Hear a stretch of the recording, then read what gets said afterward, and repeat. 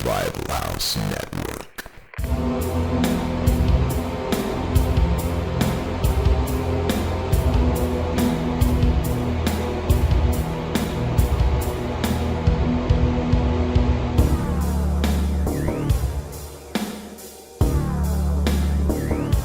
What's up, guys? Welcome to BehindTheMaskPresents.com podcast. This is Goose, and I'm here with Blondie, representing the London, England chapter of Behind the Mask. Say hello. We're here to talk about something very dear and near to any action fan's heart, and that's Die Hard, particularly this new Die Hard movie. A Good Day to Die Hard. Sometimes it doesn't roll off the tongue. I get confused. Like, I almost want to say Live Free or Die Hard, because there's so many of them at this point. But that is the one at hand, and we both have seen it recently. And, you know, Blondie, it's getting a lot of hate on most of the mainstream publications, ones that are usually credible. But, before we actually break it down, I want to tell you that I don't quite understand the hate it's getting. Okay. I didn't hate it. I mean, it's not a perfect film by any means, and it's guilty of the exact same things that the last film sinned against, but not quite as bad, and it didn't emphasize on it as much, if you understand what I'm saying. Yeah. So, I don't know. I'll just start with the last one. I got to kind of go into it, and we'll talk about Live Free or Die Hard. We hated that. I hated that one. I don't know about you. The previous one. Mm-hmm. Yeah, I didn't like it so much. I mean, there's always a few good moments in the movie. The Die Hards that come out, they seem to always have some little innovation as far as the action sequences, and they've obviously got some good people in the explosions team and whatnot. So there's always great shots here and there, but as a film as a whole, it doesn't. This one was better than the last one, but the last one was pretty terrible. So you're saying, are you trying to say that this one's only getting good marks because it's going up against a really bad one and it makes it look better? Well, I mean, the last one, the big problem with the last installment was the fact that it wasn't a Die Hard movie at all. You know, it seems like they made a conscious effort to not have us relate to the actual John McClane character. Like, literally, they didn't make us feel like that's who that was at all. I mean, they could have reminded us somewhere in the movie. I don't even think very many people actually called him McClane by name. All I know is it was bald-headed Bruce Willis, like he looks in every movie, and he was pretty much generic Bruce Willis. I mean, and they didn't even talk really about his family. You know, usually in the ones in the past, he was an alcoholic. He was not clean shaven. He had his marital issues. He was always talking about his wife and all these things. And we kind of lost that. Now he was older and he wasn't an alcoholic. He was clean shaven. We didn't even hear about his wife. Granted, his daughter was in it, but his daughter was never in any of the ones before. It just didn't feel like John McClane. And not to mention, they made it PG-13 here in America, which means they took out all the F-bombs. They took out all the violence. And right. I'm not trying to say that saying the F-bomb or any kind of swearing is a showcase of creativity by any stretch. But the fact of the matter is that is John McClane's character. You kind of want that, don't you? You want that. I know it's bad to say you want swearing, but you kind of want that rough. He's got that rough edge. He's loose-lipped. He's loose-lipped. He doesn't. He's a loose cannon in every sense of the word. He swears a lot. He says, and it's funny as well. It's kind of part of his persona. So I was a bit annoyed. I thought actually in the U.S. you guys had. The R-rated, but apparently it was the same as here, No, they only released it in the 12, or I guess it was 13. It must be the same. 13, PG-13. They ended up releasing an unrated version on DVD, which you can't find it on Blu-ray, which is kind of a pisser because, they have. I refuse to buy the box set. I refuse to buy the Blu-ray of the box set because I can't get the unrated version on there. And I've seen the unrated version, and it is a little better. I mean, it's still not a good movie, but they add a few things in there that make it substantially better. So you've seen the R-rated, you've seen both versions then? Yes. Okay. But it's kind of pathetic because they literally dub in F words. Mm-hmm. They dub them in. It's not like they filmed them before. It's kind of pathetic, I think. But I don't know. I mean, what I felt about the film, I think a lot of people, I hear this in a lot of fans of the series, I wanted it to be good because I am a fan of the Die Hard. Me too. and I wanted it to be good, and I really didn't like the last one that much at all. I just thought it kind of it sucked. It wasn't that good at all, and I really wanted this one to be better. And it was fun. It started off really. It was pretty. I mean, I don't know if I was in a very good quality cinema showing, because the sound was excellent, and it was a huge screen, and the sound in that cinema, it was some sort of surround sound, was so good. So it was actually quite enjoyable a lot way through. But I think just as it got halfway through the film, you just got the sense that the direction and the plot, the way it was taken, some of the commentary between him and his son, I don't know. I think it's pretty loose. It's funny you mentioned the commentary between him and his son, which I think that is kind of a good point and a bad point about the movie. For one, it's good because the fact that we're focusing on this little plot about him and his estranged son, it erases the damage from the last one, because that's always a constant reminder of who he is. We know he's John McClane because his son is calling him McClane every 2 seconds, and they're talking about, so we have that. But at the same time, I think the son in particular oversold his anger a little bit, Yeah. He wouldn't let it go. Like, I got it. It's like every single word that came out of his mouth was a snide, smart-ass comment about him being a bad father. Really cheesy. It wasn't particularly good acting. He looked good as a new kind of action hero guy, but the acting wasn't very good at all. Yeah, on his part, it was oversold. It was oversold on his part, but at the same time, it was an oversold performance for sure. It's a good way of putting it, I think. But at the same time, I think that the qualities it gave outweighed the negative side of it. I'm glad at least there was something there to remind us who he was. And it was an R rating. They brought that back, I'm pretty sure, due to fan demand. And it still wasn't overly done. He wasn't as loose-lipped as he once was, but he slipped a few F-bombs in there. He had a couple wisecracks in there. It was enough. Yeah. It was enough to where I could relate to him again. It's like, okay, this isn't the same John McClane, but maybe it's a older, wiser John McClane. You know what I'm saying? Yeah.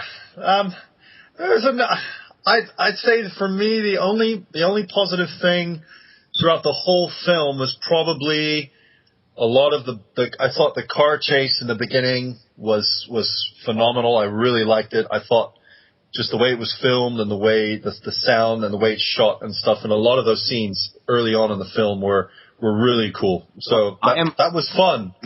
I'm a sucker for a car chase. Yeah, I really am too. And it didn't disappoint me. I can't say anything bad about that side of things. They obviously have had some good people, people organizing the action shots and scenes and whatnot. And that's about the only positive thing I pull out from the film. The rest, I have to say, and it might sound a bit bad, but it's okay. Even as a fan of the genre, most everything else you have to kind of say was kind of shitty. Was a little bit shit. Well, and at the risk of this becoming more of a podcast about comparing the last one to this one, and less about just the movie itself, I have to go and compare again. The last film, the biggest thing that killed it for me, and it just was the biggest contributor of it making it not John McClane-esque, was the fact that he was a superhero. He was dodging and defying death in a million impossible feats every second. I mean, whether it was flying from helicopters, jumping from this building to this building, relatively unscathed. This is coming from the guy that built his fame and his acclaim on being Mr. Joe Everyman. That's what made John McClane so cool in that first one and that second one and that third one, is the fact that he wasn't roided up. He wasn't Arnold Schwarzenegger. He wasn't a martial artist. He was a regular guy that was hard, that he was tough on the inside. Yeah, just a normal, a good New Yorker, a cop, just an average guy, yeah. And he struggled, it's like he would take down these terrorists and things like that, but, not without having the lumps to show for it. He was all beat up and bruised, and he struggled along the way, and he would huff and puff and swear under his breath. And, in the first one, he didn't even have shoes, for crying out loud. Right. And he was, like I said, he was flawed. He was the alcoholic. He was all kinds of everything. They always describe, he was just unclean. I don't know. And then in the fourth one, we had him just everything that I just mentioned. It was the exact opposite. And I didn't want a superhero. We have enough superheroes out there, in the action genre. And in this one, it wasn't nearly as bad. Yeah. It was actually I've been reading reviews saying it was more the same, and I don't think it was as bad. Now, except for the end of the movie. At the end of the movie, we did get a little bit of that, like him and dragging down the helicopters, and and them jumping out of the window. It wasn't too thick to where I didn't enjoy it. But yeah, it was a little bit. Other than that, the only ridiculous stunt work in the film was the car chase. But I can let the car chase pass because car chases are awesome. And it wasn't. Yeah. It was jumping. And this was an awesome car chase. We have to say. I mean, I would venture to say, and we should say this to be fair to this film. I don't know. I've seen a lot of car chases. That car chase would rank up as one of the best car chases I've seen. Does that sound crazy to say? I mean, I can't think of too many that I thought were better. I guess Terminator 2. Well, yeah. I mean, of recent films. Oh. Obviously, technology is always improving, and they have improved ways now of filming shots. So there's always going to be some improvements. There's always going to be advances in the technology they use, the way they film it. And I just thought it was incredible. Just like, of course, in Terminator is great, but I thought just the sound as well was just booming and just so. Like I couldn't picture. I was trying to work out in my brain how they had to set up all these scenes and they had to drop these cars off bridges and these armored trucks. It's just insane. But you don't get that impression when you're watching it that you're seeing a setup. You know what I mean? Mm-hmm. You just really feel like you're seeing crazy shit happen, like these huge armored cars. I mean, it was awesome. Just when he's driving in his Jeep and he's rolling over people going to work and. Insane. That was really good. And I wish there would have been more insane stuff like that. I mean, they did fall through the chute, and while they're getting shot with a high caliber helicopter by a helicopter gunship and all this. That was pretty cool too. I don't know what else. I guess there was a helicopter scene in the very end. When he was I mean, this is kind of a minor spoiler, but when he was pulling down the helicopter with was he in a truck? I don't remember what he was in. Yeah. Hell the hell. Yeah. I think he was the truck was anyway. People will see it. I mean, I don't want to say too much about the scene, but that was the minor case of it being a little unrealistic. But like I said, it wasn't laid on thick like the last one, and I could deal with it. And we had a little bit of humor too mixed in there with especially with the car scene. Remember where his daughter kept repeatedly calling him in the middle and like being flipped over and stuff. I thought that was great. That was great. That was funny. But you know what? I think. I said the exact same thing as you, basically, when I got out of the theater with some buddies of mine. I made the comment of it was definitely the best car chase I'd seen in a long time. Oh, yeah. Oh, yeah, I loved it. It was amazing. It really was amazing. Essentially, it sounds like you're at least in agreement that, by the way you're talking about it, the way I describe it is it's 90 minutes of a decent way to shut off your brain. Just enjoy it, take some popcorn, have a drink, and just enjoy some mindless action. Maybe it's not going to be something that... You have to approach it that way. I definitely agree. You have to approach it that way. I tend to, because I've been seeing a lot of art house films recently and European movies and all this kind of thing, it's really hard for me to kind of, like you said, switch off your brain and just eat your popcorn and just, watch things blow up and stuff. So I really tried to do that. But I would say to people who are going to see this film, if they haven't seen it already, is... you really have to approach it in that way. But it's just completely just see it as it's fun. It's just something loud and obnoxious and it helped fun me. To look at. It helped me honestly reading all the reviews the first couple of days it came out though because it set my standards and expectations so low, and because of that I went into it disappointed already.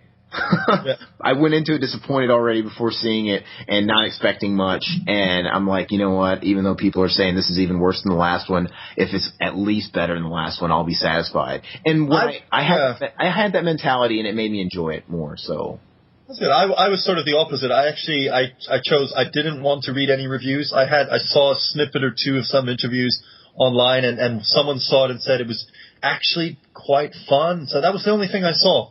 So maybe I should have read them and had lower expectations, but I had reasonable expectations for it. And in the beginning, I wasn't let down. I thought it was a good ride in the beginning. I was just interested in what the direction the film would take because you've got, like you said, you've got this subplot. He's come and see his son, and his son is, doing other things, doing stuff. He doesn't know what his son is doing. I don't want to spoil it, but his son is doing, is not. He didn't know what his son was up to. He came to try and find his son.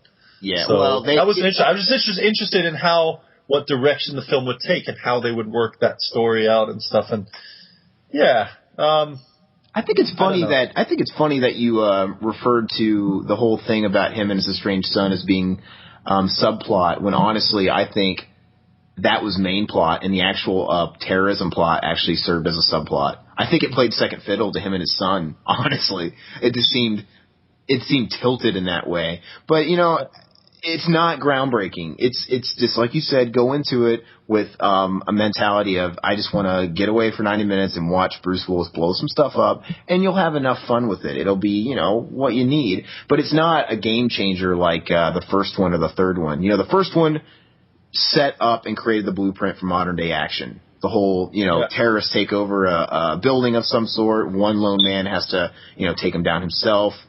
Yeah, it's been copycat. It is modern action, and it set the standard. And then you have the third one too, which to me, it's not as respected as the first. Yeah. But I think it was just as groundbreaking. Honestly, with the whole going across the city, it was very minimal in special effects. Honestly, it wasn't a whole lot of craziness, and the camaraderie between him and Sam Jackson, it was done really well on the whole terrorism thing. Oh yeah.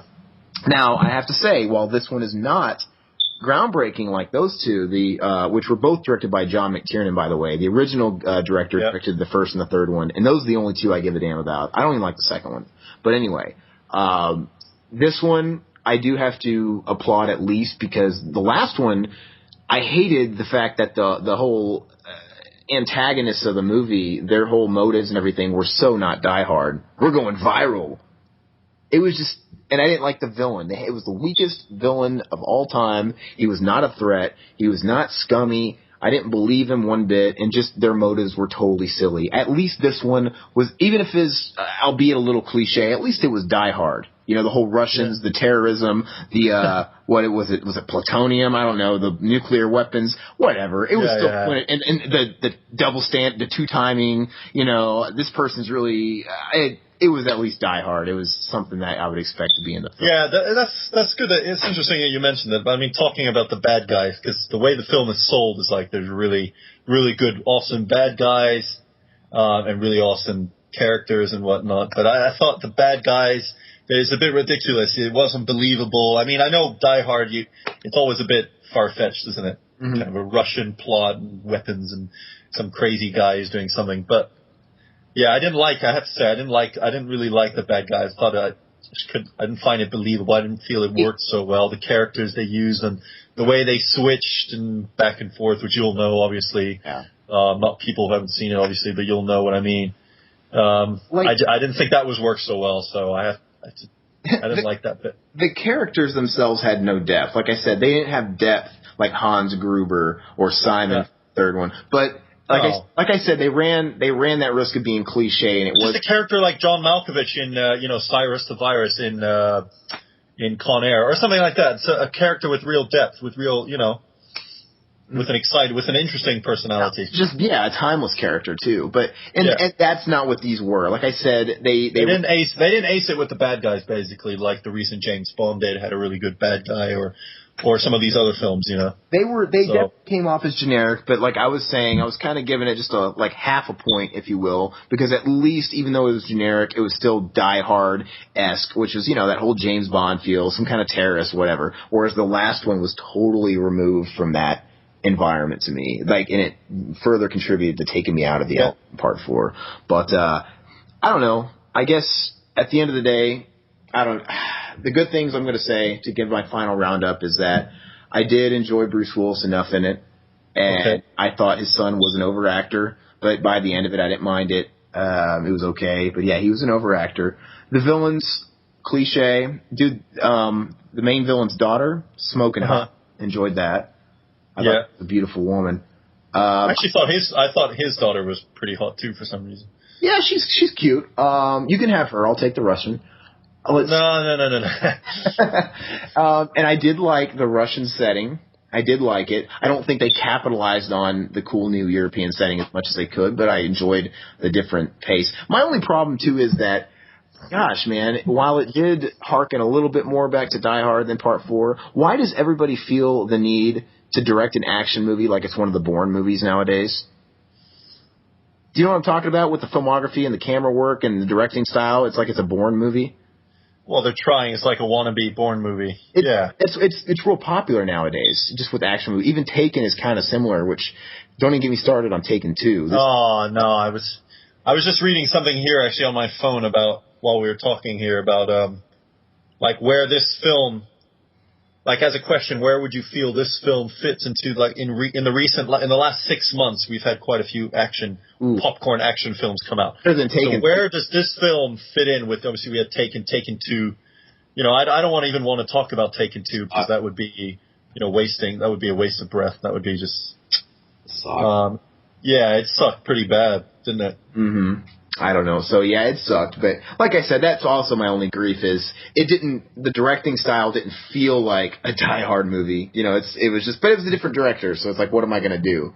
I mean, who directed this? So this film, it was directed by John Moore, who also directed, interestingly enough, I don't know if you've seen it, the Max Payne film. I heard about the Max Payne film, and I think... Yeah, I didn't know. If I had known, I might have been more prepared, but let's just say that it now that I know that he directed Max Payne, it kind of sums it all up for me, really. And it's funny, it's the director of Max Payne, and they got the script writer for Hitman. So, two really... Oh, right. Oh, Skip Woods. You're talking about Skip Woods? Mm-hmm. He also wrote the script for Swordfish, which was also a bit of a stupid movie too, like a fun in parts, but also a bit of a ridiculous script that was a bit of a crap film as well. But you know what? So we're kind of getting. I just feel like it's connecting. This film connects. I just wish these guys hadn't worked on this film. Like it would have been someone who'd written a completely different script for it. Yeah. And I wish it had been a different director, because having seen Max Payne and the director is he's very strong. This guy, John Moore, he's obviously visually very strong. He's got quality people, in some important, but I don't think he ticks the important boxes. So his films don't have that real quality to them. And Max Payne is even worse. It's far worse. It's funny that you... I don't even want to start talking about that, but I could go on all night about how bad Max Payne is. So it's just ridiculous. But it has amazing, sort of always groundbreaking, fancy shots, which involve the action that's happening in the scenes and stuff, which are always very interesting, very amazing to watch. But as a whole, his film, Max Payne is really it's not believable, and it's so far-fetched, Yeah. Well, I mean, to round out the whole thing, speaking of you wish they would have got someone else to helm this project, I think they've all but confirmed a sixth and I think final installment of Die Hard. And I think the only way to go out with it is to have John McTiernan come back and do part 6. I mean, I think he can remedy everything. And I was really hoping that this one would be really great and that we were going to have a pattern on our hands. Because like I said, I love the first one. I kind of think the second one's and I love the third one, and the fourth one sucks. So I was like, all right, this one could be great. But you know what? We kind of failed the pattern, but at least give me part 6. Maybe John McClane will actually die in it. Maybe he'll actually die hard at the end. Yeah, I mean, the thing is, everyone will, if there is a part 6, everyone will go and see it. I'll go and see it. Everyone will see it. So they'll make their money back. I mean, bring back Sam Jackson. I just feel that I feel like action movies are they are just popcorn movies, but they can also be good. Like after I watched it, actually, yesterday I watched it in the cinema. When I came home, me and my buddy were here, and we switched on the TV, and I was telling him a bit about the film, and I just felt it was a bit of a letdown because I wanted to have more. I wanted it to be like one of the good ones, one of the old good diehards. I felt a bit let down because it ended up being pretty shitty. But I don't know. We switched on. We watched on TV. There was Underworld, and Underworld it just reminded me how you can make an action movie, but make it so good, Well, I mean, I don't want to go off. I don't know if you've seen the Underworld series, but I don't want to go. That's just a really good film. That also has a ridiculous themes in it and ridiculous action sequences in it, but it's just got a really good quality all throughout the film. So I just feel we're being let down a bit by certain directors. There's a lot of new or mainstream directors that make these action movies, but they could be made better. The key word there is mainstream. I've never cared to see the underworld films, but to me, you know, the only... Oh, you really should. You really should. I mean, they really are fantastic. The only thing... Well, you say... They're bloody fantastic. I mean, in the mold of the Terminator films, which I can only give the highest praise to, they're that good. So they have all this crazy action, and they've got all this a crazy story, but also they have the directing, and also just it's got a certain quality to the film which you can't just get cheaply. You can't just get any guy, a new director can't come up with that kind of quality. You've got to have somebody who's got the real vision, who's got real talent. You know, like James Cameron does have real talent. Ridley Scott does have real talent. You know. These people, and we're going to get hopefully we'll get that next guy one of these days, because, you know, you mentioned mainstream. Well, it could be John McTiernan, you know, I think he's fantastic. Well, he's not exactly new blood, but I know what you're saying. No, I know. I mean, I don't care. I hope it's not new blood, because that's kind of what I'm saying, like new blood of the new gang of people coming out, and because the studios like them because they make a lot of money back. They generally make back plenty of profit on the films. You don't even have to put out a quality product anymore. I think, well, yeah, in the case of Die Hard, it has it's got a built-in fan base. It was going to make money, you know, no matter what. Uh-huh. But you know what? I think there will be that next second coming of a new action guy. And there are the only good they used to be all the mainstream. You know, like Jim Cameron was the man in the 80s, and like some of the other people you mentioned. But today, there are some good action movies, but it's in the underground. Now, one of these days, one of these underground chaps are going to get a chance. They're actually going to get a budget, and they might blow us away. But right now, as much as I wanted action to be back, it's not back. You know, maybe they're making movies again. The Arnold movie, the Stallone movie, they all bombed. Nobody's going to see them. So in order for these people to keep making them, we actually have to see them. So it's kind of a pity, you know, that it's not the resurgence I was hoping it was. But anyway, to close it all out, I guess I got to give you a final rating. I think I'm going to be a little friendlier than Blondie over here. Let's see. Gosh, out of a 10 scale, I'm going to give it a 5.5. And I'm probably that's probably because, you know, coming off the bad reviews. What about you, Blondie? Yeah, out of 10. Mm-hmm. I'm just not used to scoring out of 10 anymore, because I just do up to 5 or 4 these days. But yeah, I mean, out of 10, you've got to give it. It had some great moments. It had some fun moments. It had some really awesome moments. So I'd say 5 out of 10. A 4 out of 10. I'll say 4 out of 10 because I have to, because it lacks in a lot of departments. So let's say 4 out of 10. I'm sorry. Well, if you guys have anything to chime in about, if you agree with us, disagree with us, think we suck, or love us secretly, whatever, feel free to comment on the Facebook. And don't forget to like the Facebook, too, and keep the support coming so we can keep doing this. Behind the Mask Presents, easy to search. And obviously check out the website, behindthemaskpresents.com. And I appreciate you all joining us. Thank you, Blondie. Thanks a lot, man. Thanks for having me.